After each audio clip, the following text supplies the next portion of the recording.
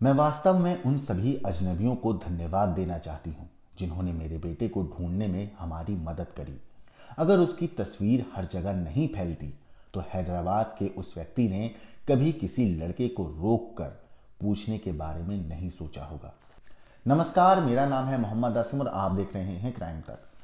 देश के IT hub यानी कि बेंगलुरु से एक हैरान कर देने वाला मामला सामने आया है। यहाँ पर एक 12 साल का बच्चा अपने घर से भाग जाता है। फरार होते वक्त उसकी जेब में महज 100 रुपए थे।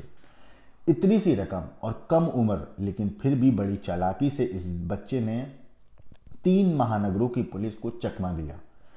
हर कोई ये जानकर हैरान है कि कैसे कोई बच्चा महज 100 रुपये और 100 रुपये में करीब 600 किलोमीटर का सफ़र तय करके 3 दिन तक एक अलग जिंदगी बिता रहा था, मज़े से घूम रहा था, अलग अलग शहरों में टहल रहा था और पुलिस को लगातार चकमा दे रहा था। लेकिन आखिर में उस बच्चे के माँ बाप की सूझबूझ के दम पर यह बच्चा पुलिस की गिरफ्त में आया और ये बच्चा वापस अपने माँ बाप तक पहुंच सका। बेंगलुरु से दरअसल रविवार को लापता हुए बच्चे परिणव को हैदराबाद में एक मेट्रो स्टेशन से ट्रेस कर लिया गया। पुलिस के मुताबिक 6ठी क्लास में पढ़ने वाले प्रणव के जो पिता हैं वो एक इंजीनियर हैं और सोमवार सुबह 11 बजे वो घर से कोचिंग सेंटर के लिए गया था, लेकिन फिर भी वो घर वापस नहीं लौटा शाम तक।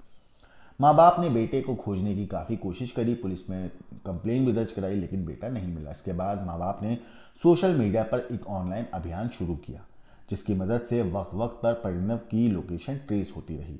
हालांकि इससे पहले कि पुलिस उस तक पहुंच पाती वो मौके से फरार हो जाया करता था।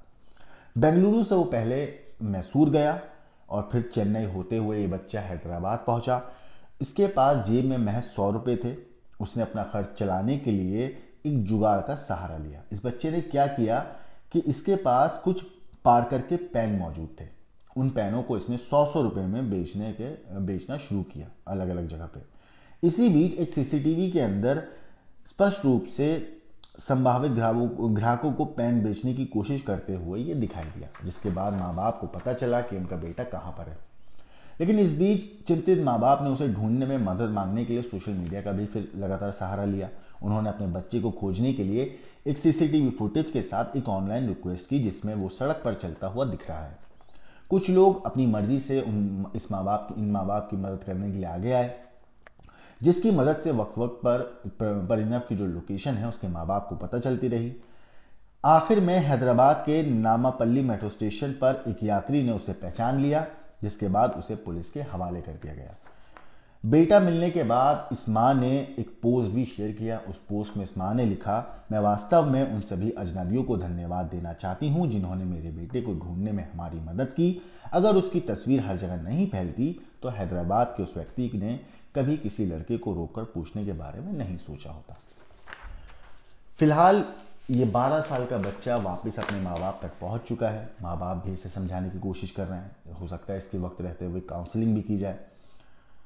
लेकिन इस पूरे केस में सोशल मीडिया का एक बहुत ही अहम रोल देखने को मिला, जहां पर एक माँ ने अपने बेटे को वापस पा पाई, वापस उस माँ तक वो बेटा पहुंच पाया।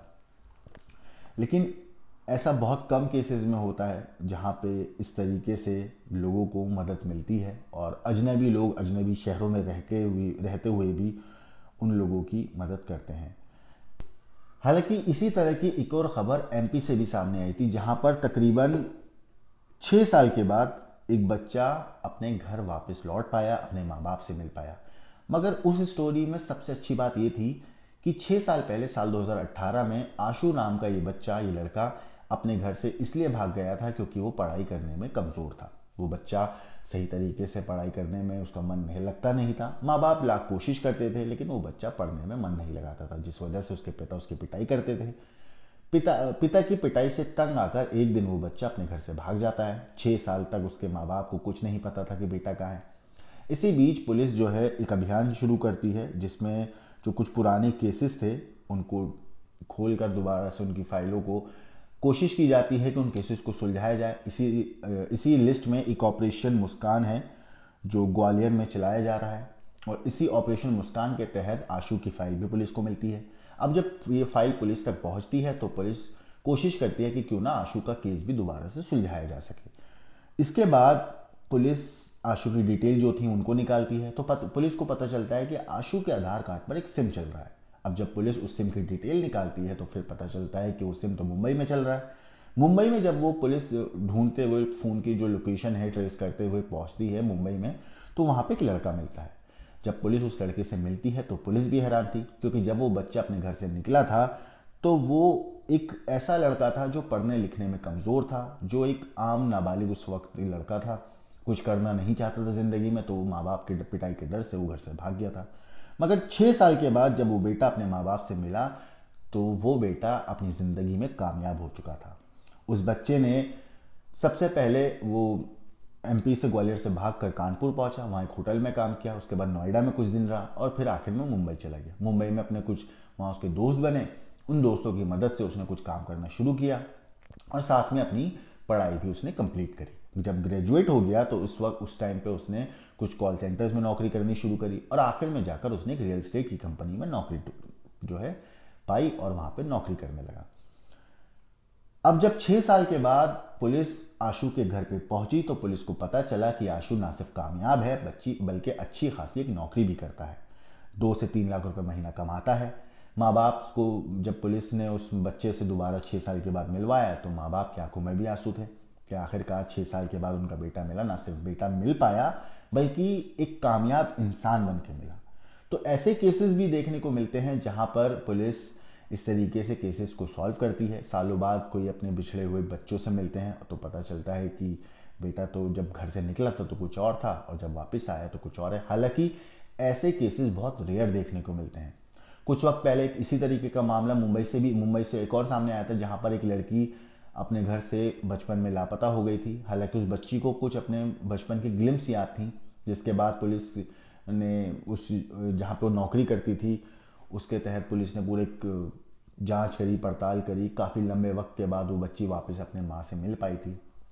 तो इस तरीके के केसेस आए दिन देखने को मिलते हैं, लेकिन 12 साल के परिणव का ये केस अपने आप में थोड़ा हैरान और परेशान करने वाला है कि अगर एक मासूम सा बच्चा जिसकी उम्र महज 12 साल है और वो अपने घर से परेशान होकर पढ़ाई लिखाई ना करने की वजह से अपने माँ बाप को छोड़कर चला गया और उसके बाद पेन बेचकर 100 रुपये में 3 महानगरों की पुलिस को भी चकमा दे रहा है, तो वाकई ये चीज़ सोचने की भी बात है कि कहीं ना कहीं शायद ऐसा, ये मेरा मानना है, ये मेरा पर्सनल ओपिनियन है कि ऐसा हो सकता है कि कहीं ना कहीं उस बच्चे को माँ बाप एक सही तरीके से समझा नहीं पा रहे हों आखिर वो चाहते क्या हैं। कई बार ऐसा होता है कि माँ बाप बच्चों के साथ ज़्यादा ही ज़ोर ज़बरदस्ती कर देते हैं। कई बार हालांकि उनकी इंटेंशन बच्चों के लिए गलत नहीं होती है, माँ बाप अपने बच्चे का भला ही चाहते हैं, लेकिन कई बार बच्चे जो हैं वो उन बात को समझ नहीं पाते और उन्हें लगता है कि हमारे माँ बाप हमें टॉर्चर कर रहे हैं। इन चीज़ों इस तरीके के मामले में ख़ासतौर पर जो स्पेशलिस्ट लोग होते हैं, जो साइकोलॉजिस्ट होते हैं, जो एक लाइफ कोच होते हैं, उनकी मदद लेनी चाहिए ताकि माँ बापों को, ताकि बच्चों को समझाया जा सके। टीचर्स की भी मदद लेनी चाहिए। ऐसे केसेस में टीचर्स भी काफ़ी हद तक मदद कर सकते हैं, लेकिन ज़्यादातर ऐसे केसेस में जो लाइफ कोचेज़ वगैरह होते हैं, जो मोटिवेशनल स्पीकर्स होते हैं, जो लाइफ को पूरा एक अच्छी तरीके से समझाने की कोशिश कर पाते हैं बच्चों को, इस तरीके के लोगों की उन्हें मदद लेनी चाहिए ताकि ऐसे केसेस ज़्यादा से ज़्यादा कम हो पाए, ना कि बढ़ें। क्योंकि कुछ ही केसेस में ऐसा देखने को मिलता है जब बच्चा घर से बाहर जब जाता है तो कुछ ऐसी जुर्म की दुनिया में या अपराध की दुनिया में कदम रख लेता है जहां से वो वापस कभी लौट नहीं पाता है। हालांकि आशु का केस जो हुआ है मुंबई वाला ही बहुत रेयर केस है और अपने आप में एक अलग और अनोखा केस है। इस पूरी चीज़ के ऊपर आपका क्या कहना है, आपका क्या सोचना है, हमें कमेंट करके ज़रूर बताइएगा। लेकिन देश और दुनिया की क्राइम की खबरों के लिए देखते रहिए क्राइम तक।